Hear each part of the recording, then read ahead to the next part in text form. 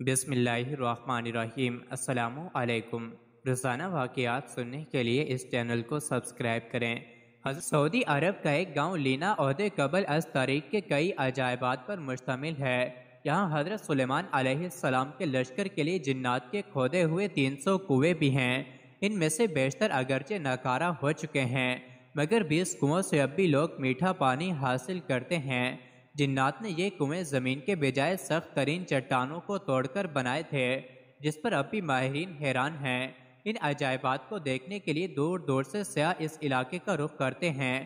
العربیہ کی رپورٹ کے مطابق سعودی عرب کا یہ تاریخی گاؤں لینا مملکت کے شمالی شہر رفح سے 100 کلومیٹر کے فاصلے پر واقع ہے۔ یہ قدیم علاقہ اسٹریٹجک اہمیت کے ساتھ متعدد آثار قدیمیہ کی وجہ سے ملک بھر میں شہرت رکھتا ہے۔ یہاں ایک قدیم قلعہ بھی ہے۔ پرانے زمانے میں بیت المقدس اور یمن کے مابین پیدل سفر کا مشہور راستہ اسی گاؤں سے گزرتا تھا۔ عدن سے عراق جانے والی ملکہ زبیدہ کی بنائی ہوئی مشہور سڑک درب زبیدہ بھی یہیں سے ہو کر جاتی تھی۔ ابھی سیر و تفریح کے شائقین بڑی تعداد میں اس علاقے کا رخ کرتے ہیں۔ سعودی محقق حمد الجاسر کا کہنا ہے کہ اس قدیم گاؤں میں حضرت سلیمان علیہ السلام کا لشکر بھی اترا تھا۔ سلیمان علیہ السلام جب اپنا لشکر لے کر یمن جا رہے تھے تو یہاں ٹھہرے تھے۔ اس بے آب و گیاہ علاقے میں لشکر کو پانی کی ضرورت آئی تو حضرت سلیمان علیہ السلام نے جنات کو حکم دیا کہ وہ ہنگامی طور پر کنویں کھودیں، تو جنات نے چٹانوں پر مشتمل اس سخت ترین زمین میں 300 کنویں کھود دیے تھے۔ یہ انتہائی گہرے کنویں اب بھی اصلی حالت پر موجود ہیں، جنہیں زمین پر اب بھی اپنا وجود رکھنے والا معجزہ قرار دیا جاتا ہے۔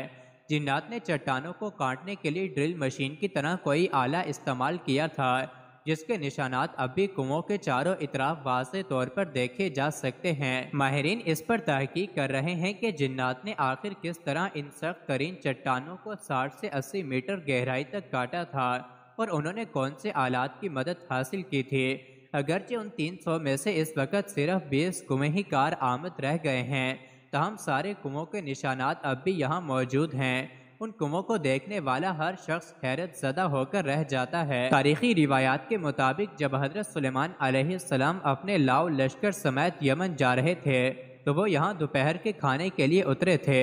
لشکر میں جنات کی فوج بھی شامل تھی۔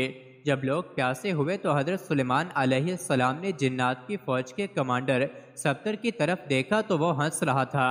حضرت سلیمان علیہ السلام نے اس سے ہنسنے کی وجہ پوچھی تو اس نے کہا کہ آپ لوگ پیاس سے تڑپ رہے ہیں، مگر میٹھا پانی آپ کے قدموں کے نیچے ہی ہے۔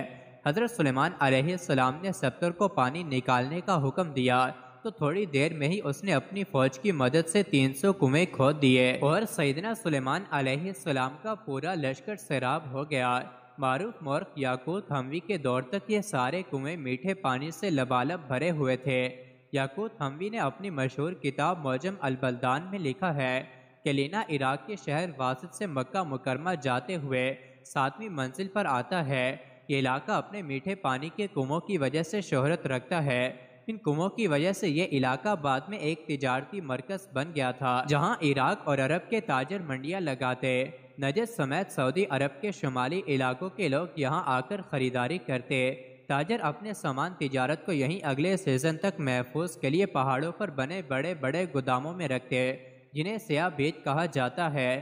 یہ گودام اب بھی وہاں موجود ہیں۔ علاوہ ازیں یہ علاقہ مختلف آثار قدیمیہ کی وجہ سے بھی شہرت رکھتا ہے۔